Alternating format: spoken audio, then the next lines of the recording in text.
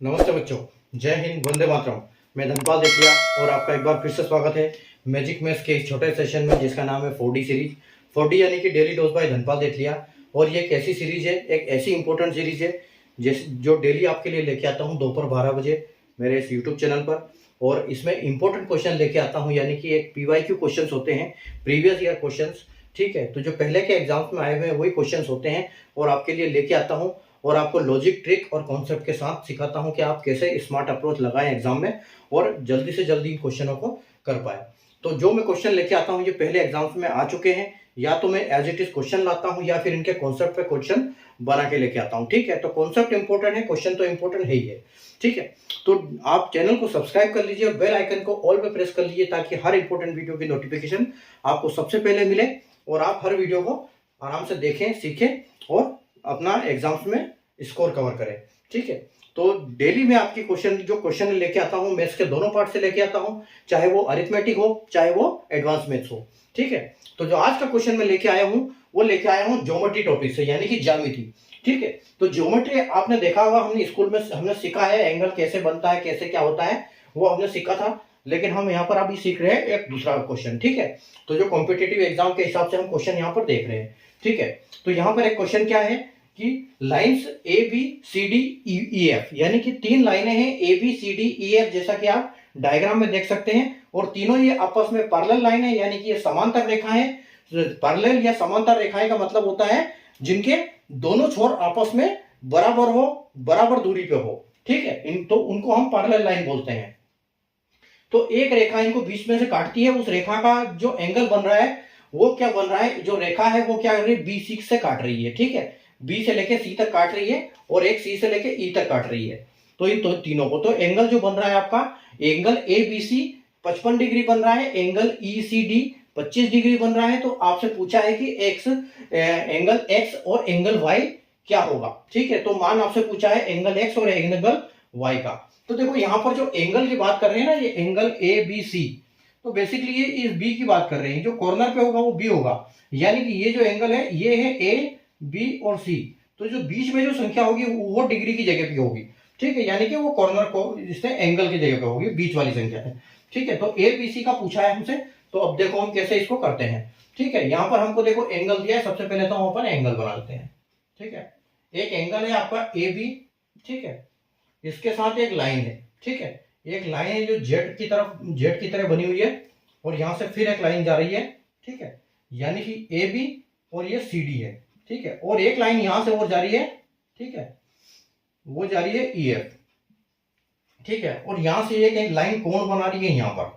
ठीक है, तो देखो एक आपका कोण यहां बन रहा है, एक कोण आपका यहां बन रहा है।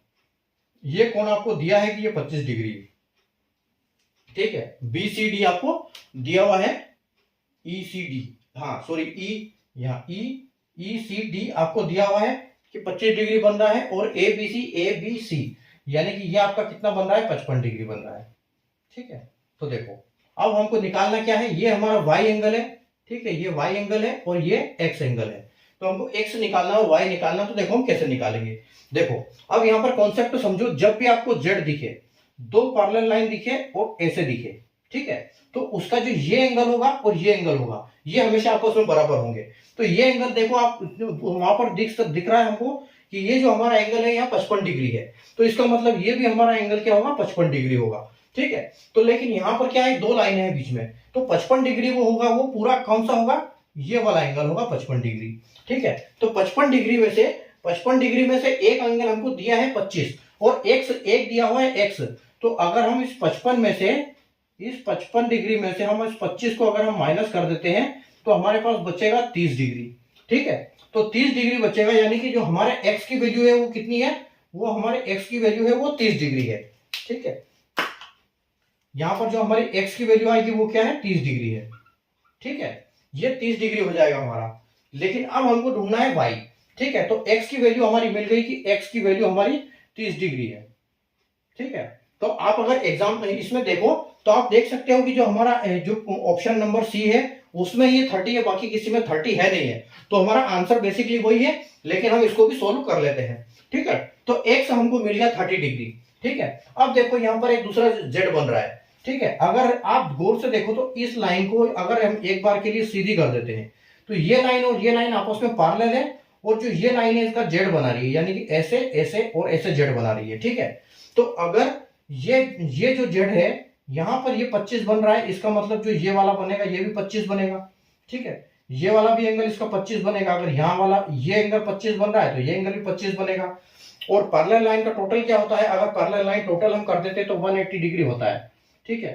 180 डिग्री में से अगर आप 25 माइनस कर दोगे, ठीक है, 180 डिग्री में से आप 25 माइनस कर दोगे तो आपका कितना बचेगा, 10 में से 5 जाएगा तो 5 बचेगा, और 7 में से 2 जाएगा तो भी 5 बचेगा, और 1 बचेगा। यानी कि ये जो y की हमारी y की वैल्यू है वो क्या है, 155 डिग्री है, ठीक है।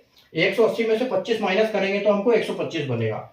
यानी कि हमारा जो आंसर फाइनल क्या आएगा, x is equal to 30 degree, ठीक है, y is equal to 155 degree, ठीक है। और अगर हम ऑप्शन की बात करें तो ऑप्शन नंबर सी हमारा जो है वो बिल्कुल करेक्ट आंसर हो जाएगा यहाँ पर, ठीक है। तो देखो सबसे पहले हमको जेड देखना है। अगर यहाँ 55 है तो यानी कि इस एंगल का भी 55 है, तो हमको यहाँ पर 25 दिया हुआ है, बाकी x है। तो अगर x 55 में से 25 जाएगा तो x की वैल्यू आपके पास 30 बचेगी। और अगर एक सीधी लाइन है तो अगर यहाँ 25 डिग्री आ रहा है तो इसका यहाँ पर भी 25 डिग्री आएगा, क्योंकि ये जो है ये फॉर्मूला बोलता है कि अगर ये लाइन ऐसे काट रही है और यहाँ 25 है तो यहाँ पर भी 25 होगा, ठीक है, यहाँ पर भी 25 होगा। और इस लाइन का जो ये पूरा एंगल होगा ये 180 होगा। तो ये एंगल हमारा कितना निकलेगा, जो इस एंगल की बात कर रहे हैं, क्योंकि ये 25 माइनस हो जाएगा 180 में से, तो आपका 155 बचेगा, ठीक है। तो ये था हमारा आज का सेशन, छोटा सा सेशन और इंपॉर्टेंट क्वेश्चन वाला, ठीक है। अगर क्वेश्चन समझ में आया हो, कॉन्सेप्ट समझ में आया तो सेशन को लाइक कर दीजिए, शेयर कर दीजिए, चैनल को सब्सक्राइब कर लीजिए। मिलते हैं कल वापस नए क्वेश्चन, नए कॉन्सेप्ट, नए ट्रिक, नए लॉजिक के साथ। तब तक के लिए आप इन क्वेश्चनों को देखिए, सीखिए, प्रैक्टिस करिए। Thank you.